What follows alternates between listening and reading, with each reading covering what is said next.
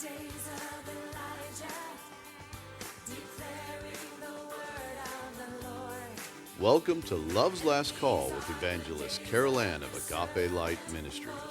Please open your hearts to hear an anointed message that will encourage and empower you to walk in the love and light of God's Word.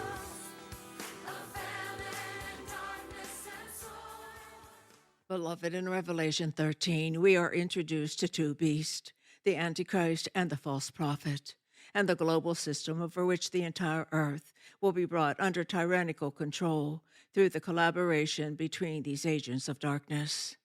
One of the major elements of this worldwide rule will be the establishment of a one-world religion. The Antichrist will use this religious harlot to his advantage, as he wields his governmental and economic control as well, at least initially. For he will have her destroyed at the midpoint of the tribulation period, when he will become a religion unto himself. Up until that point, however, she will wield much persuasion. And as we follow the roadmap to Revelation 13, with the Holy Spirit leading the way, we will see that the one-world religion is well on its way to realizing her full maturity as she entices multitudes into the great apostasy. In this message, we're going to take a penetrating look into some of the demonic strategies that are drawing the world into this religious quagmire, and the demonic agents of darkness that are playing a major role in this Antichrist endeavor.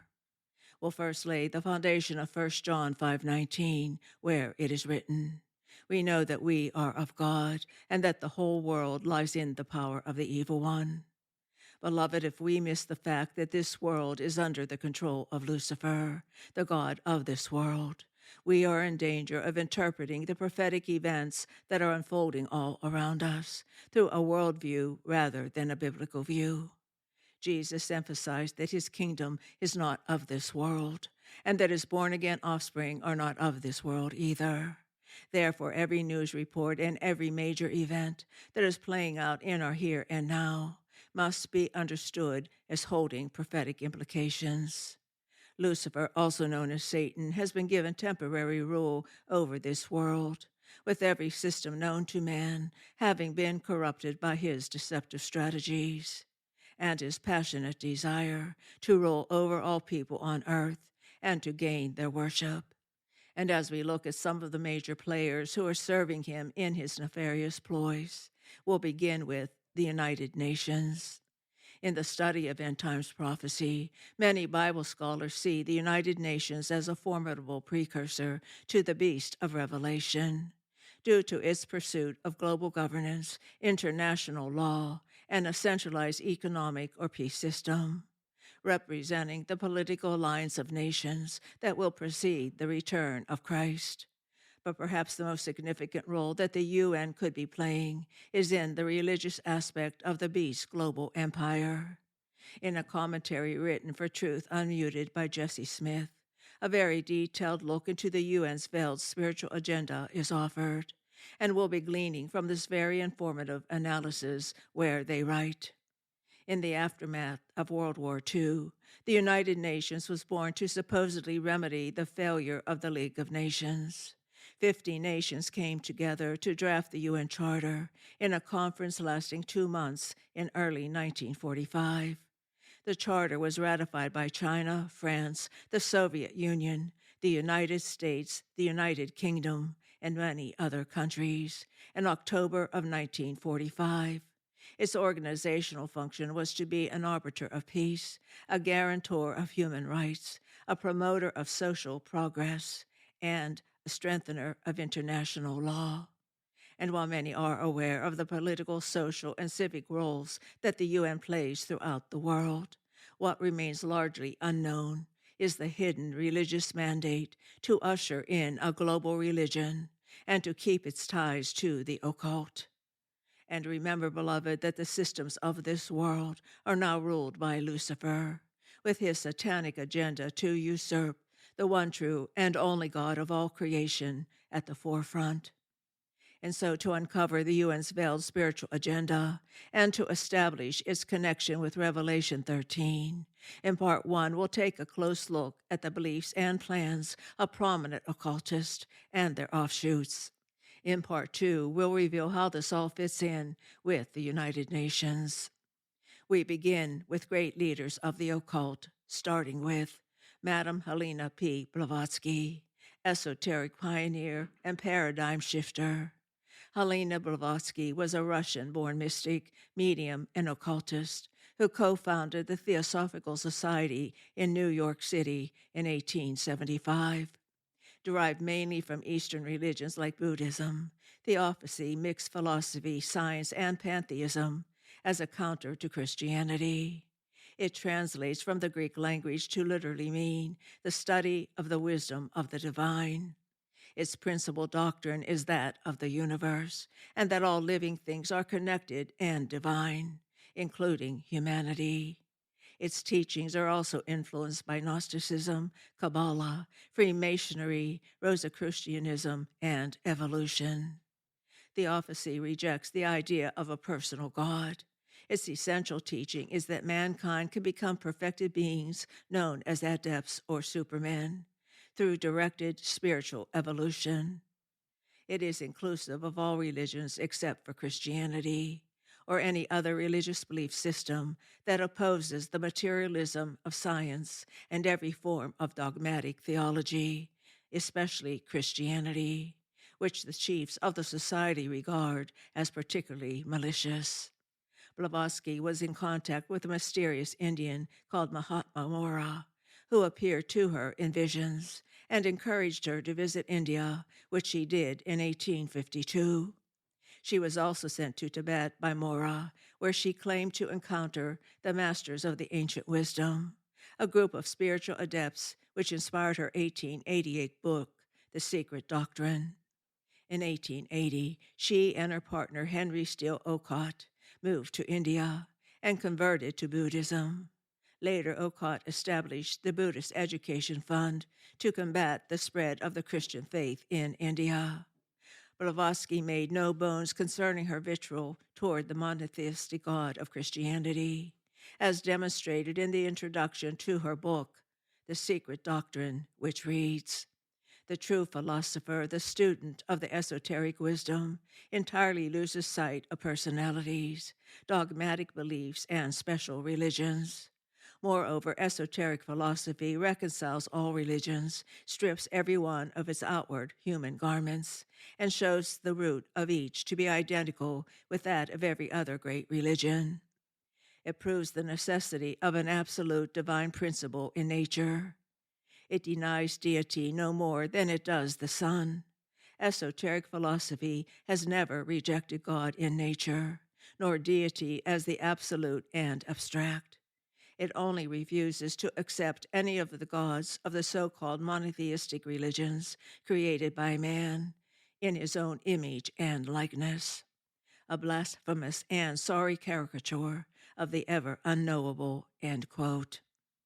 Here we bear witness to the serpent's venom of unbelief that he spewed in the Garden of Eden, being echoed and which is woven into every false religion and belief system that is being drawn into the harlot's web in these very last prophetic minutes of the last hour that is now upon us.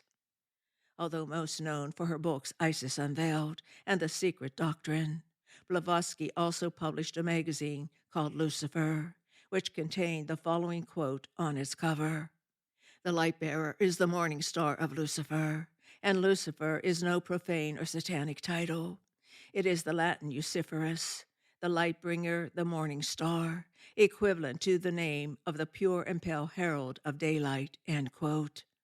Interestingly, this quote is very similar to the one given by occultist Manly P. Hall, who wrote The Secret Teachings of All Ages.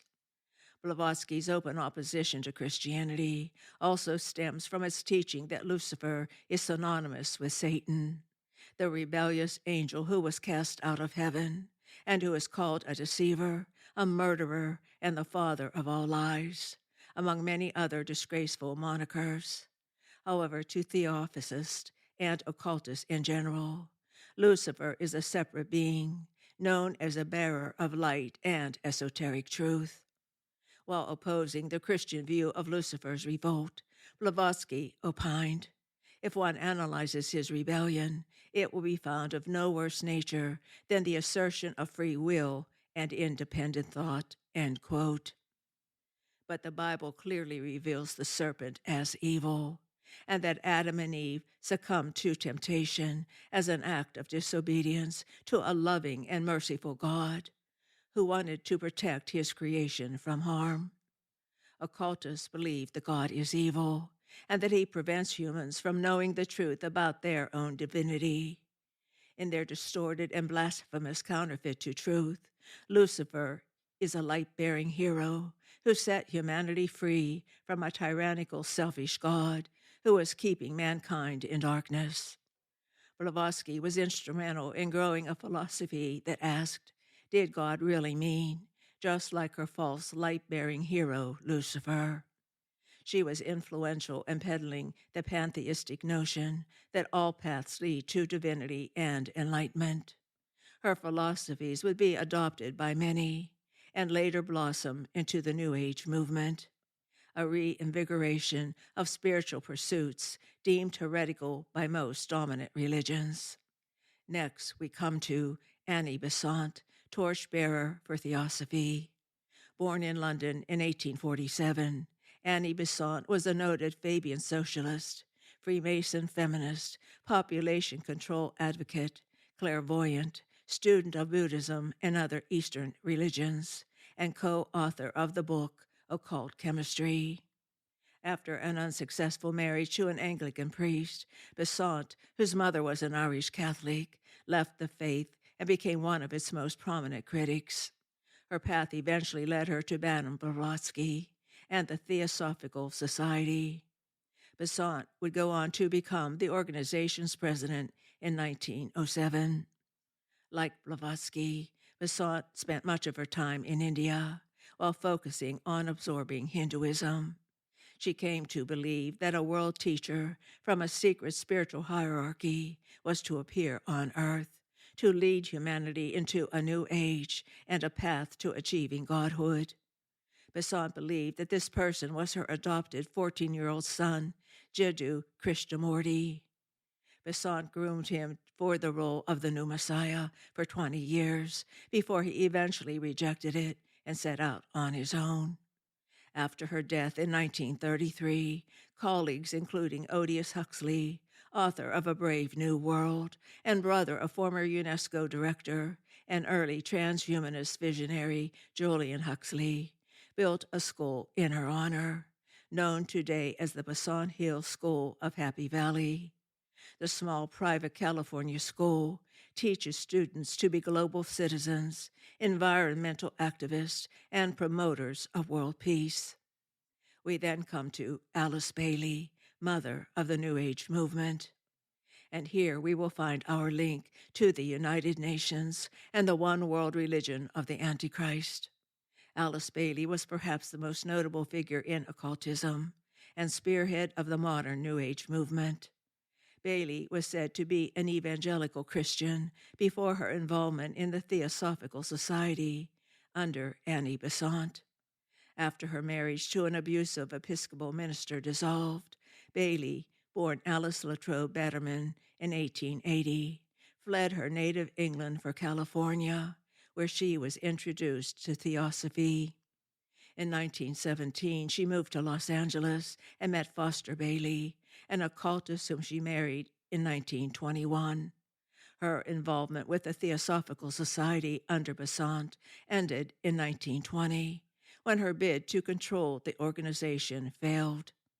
In 1919, Bailey started hearing the voice of a spiritual master called the Tibetan, also known as Jawal Kul, whom she began taking dictation from. In total, Bailey wrote 24 books inspired by the Tibetan, including New Age classics like The Externalization of the Hierarchy and The Reappearance of the Christ.